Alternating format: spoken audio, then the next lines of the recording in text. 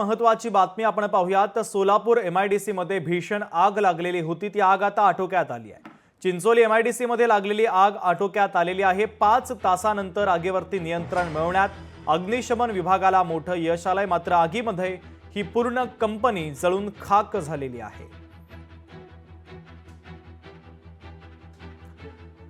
तर ही दृश्य देखील आपण पाहतोय कशा पद्धतीने ही भीषण आग लागलेली होती। 5 तासांचे अथक प्रयत्न अग्निशमन विभागाने केले आणि त्यानंतर आग आटोक्यात आणली आहे। मात्र ही फॅक्टरी पूर्णपणे जळून खाक झाली आहे। वसीम अत्तार आपले प्रतिनिधी आत्ताचे ताजे अपडेट आपल्यापर्यंत देत आहे। वसीम, 5 तासांपासून आग धुमसत होती, अखेर आगीवरती नियंत्रण मिळवलंय।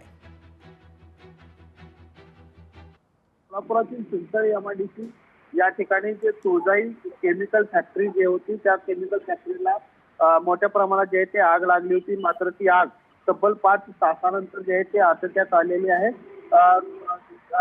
ते आग लागल्यानंतर जे ते 1 किलोमीटर परिसरातील सर्व रस्ते जे आहेत ते बंद करण्यात आले होते। अग्निशामक दलाकडून जे ते आग विझवण्यात येत होती, मात्र त्यांना काही अडचणी ज्या आहेत त्या निर्माण होत होत्या, त्यामुळे ही आग विझण्यासाठी जो आहे तो उशीर लागलेला आहे। तब्बल 5 तासानंतर जे आहे ही आग विझवण्यात आलेली आहे।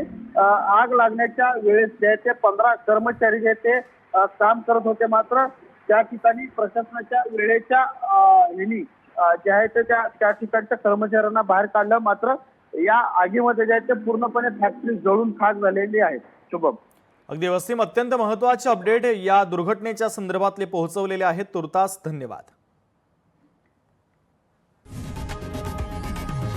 लोकशाही मराठी ऐका, पहा, जागरूक रहा।